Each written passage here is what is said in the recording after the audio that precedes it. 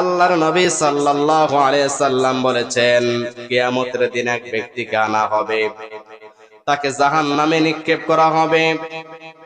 যখন জাহান্নামের মধ্যে যাবে, তার সাথে যারা সঙ্গী সাথী ছিল, তার যারা অনুসারী ছিল, তখন তাকে জিজ্ঞেস করবে, আপনার এই অবস্থা কেন? আমরা তো আপনার নিকট থেকে ভালো কথা শুনতাম, হেদায়েত লাভ করতাম, আপনি কেন এখানে আসলেন? ওই ব্যক্তি বলবে, আমি তোমাদেরকে ভালো কথা বলেছি, কিন্তু যেটা থেকে নিষেধ করেছি ওই বিষয়টা আমি নিজেই করেছি, ওই অপরাধটা আমি নিজেই করেছি, এই জন্য আমাকে মহান আল্লাহ রাব্বুল আলামিন জাহান্নামে নিক্ষেপ করেছেন। বলেন নাউজুবিল্লাহ। একজন আলেমের কথা বলা হচ্ছে এখানে। এই হাদিসে সহিহ বুখারীর 3267 নম্বর হাদিস। বিশ্বনবী সাল্লাল্লাহু আলাইহি সাল্লাম বলেছেন, কত আলেম, কত বক্তা, কত মসজিদের ইমাম সাহেব কিয়ামতের দিন জাহান্নামে নিক্ষেপ হবে, সেদিন আপনারা দেখতে পাবেন। আমিও নিজের কথা কখনো ভাবি, আমি কত কথা বলি আপনাদের সামনে, যদি আমি আমল না করতে পারি আমাকেও আল্লাহ তাআলা জাহান্নামের মধ্যে নিক্ষেপ করবে। তখন আপনারা হয়তো বলবেন যে আপনার কথা শুনে তো আমরা আমল করতাম, আপনি কেন এখানে এসেছেন? তখন আমি বলবো যে আমি আপনাদের যে অপরাধ থেকে নিষেধ করতাম সেই অপরাধ আমি নিজেই করতাম। এই জন্য বিশ্বনবী সাল্লাল্লাহু আলাইহি সাল্লাম বলেছেন, যারা আলেম, ইলম অনুযায়ী যদি আমল না করে, কিয়ামতের দিন ওই সমস্ত আলেমদেরকে জাহান্নামের মধ্যে নিক্ষেপ করা হবে। বলেন নাউজুবিল্লাহ।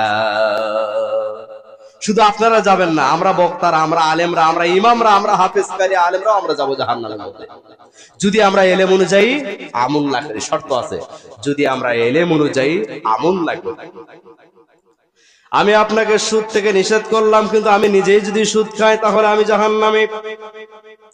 আমি ঘুষ থেকে আপনাকে নিষেধ করলাম, গীবত থেকে আপনাকে নিষেধ করলাম, পরনিন্দা থেকে নিষেধ করলাম, আরো যত অপরাধ আছে সব অপরাধ থেকে নিষেধ করলাম, কিন্তু সে অপরাধগুলো যদি আমি নিজেই করি তাহলে আমি নিজেই জাহান্নামী। বিশ্বনবী সাল্লাল্লাহু আলাইহি সাল্লাম বলেছেন, ওই আলেমকে যখন জাহান্নামের মধ্যে নিক্ষেপ করা হবে, গাধা যেমন চাক্কির চতুর্পাশে ঘুরে, গরু যেমন খের পাড়ানোর জন্য, ধানের গাছ পাড়ানোর জন্য, মলম দেওয়ার জন্য চতুর্দিকে ঘুরে, নারী ভুঁড়ি ওই আলেমের, ওই হুজুরের, ওই বক্তার বার হয়ে যাবে। তখন সে চতুর্দিকে ঘুরতে থাকবে, লোকেরা প্রশ্ন করবে, এইভাবে হুজুরের অবস্থা কেন আপনার? বলবে, আমি ভালো বলেছি কিন্তু ভালো আমল করিনি। বলেন নাউজুবিল্লাহ। নারী ভুঁড়ি বার হয়ে যাবে। আমি যদি ভালো কথা বলি, সেই ভালো কথার উপর যদি আমি নিজেই আমল না করি, আমার অবস্থা এমন হবে। শুধু জানার নাম আলেম নয়, মানার নামও আলেম।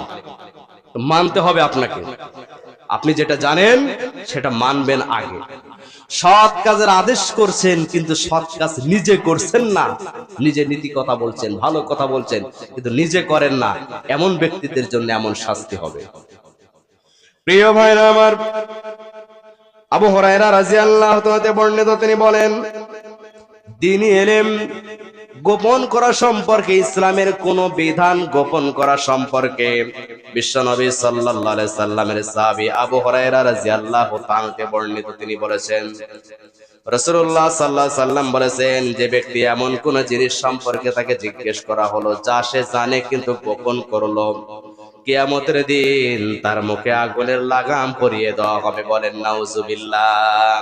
ঘোড়ার যেমন লাগাম আছে, উটের যেমন লাগাম আছে, এমন লাগাম পরিয়ে দেওয়া হবে ওই সমস্ত আলেমদের, ওই সমস্ত মানুষদের, ওই সমস্ত ইমামদের, ওই সমস্ত বক্তাদের, ওই সমস্ত যারা আলেমরা, দায়ীরা, যারা দ্বীন প্রচার করে তাদেরকে, যারা সত্য জানার পরও প্রচার করে না, গোপন করে।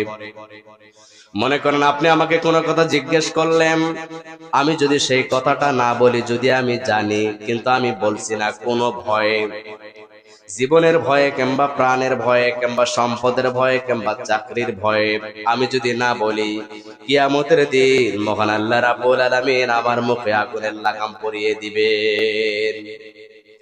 আগুনের লাগাম উত্তপ্ত হবে, গরম হবে, কোটি কোটি মিলিয়ন ট্রিলিয়ন মানুষের সামনে কিয়ামতের দিন অপমানিত হতে হবে।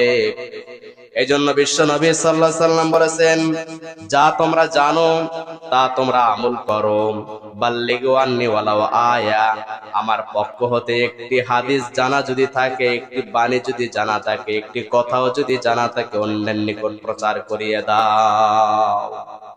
এমন একটা কথা আমাকে জিজ্ঞেস করলেন, এমন একটা মাসলা, কিন্তু আমি যদি কোনো ভয়ে না বলি, তাহলে আমাকে কিয়ামতের দিন মুখে আগুনের লাগাম পরিয়ে দেওয়া হবে। আমাকে কিয়ামতের দিন মুখে আগুনের লাগাম পরিয়ে দেওয়া হবে যদি আমি স্বাধীন থাকি, যে আমি বলতে পারবো কিন্তু বলছি না। আর যদি আমি পরাধীন থেকে থাকি, আমাকে যদি উপর থেকে চাপ দেওয়া হয় যে এমন কথা বলা যাবে না, বললে আপনার অবস্থা খারাপ হয়ে যাবে, সেক্ষেত্রে ইমানের যে 3টা স্তর আছে, যে আপনারা যখন অন্যায় কাজ দেখবেন হাত দ্বারা বাধা দেন, যদি বাধা না দিতে পারেন জবান দ্বারা বলেন, জবান দ্বারা বলতে পারতেছেন না অন্তর দ্বারা ঘৃণা করেন, এরপরে আর সর্বনিম্ন মানের ইমান নেই, যাররা পরিমাণ ইমান নেই। তার মানে কি দাঁড়ালো, যে আমরা ইলম যেটা জানবো এটা প্রচার করব, আগে নিজে আমল করব, এরপর আমরা প্রচার করব। যদি আমি প্রচার না করি, যদি আমি আমল না করি, তাহলে আল্লাহ আমাকে কিয়ামতের দিন জাহান্নামে যাবে, যা সহিহ হাদিস থেকে প্রমাণিত হয়।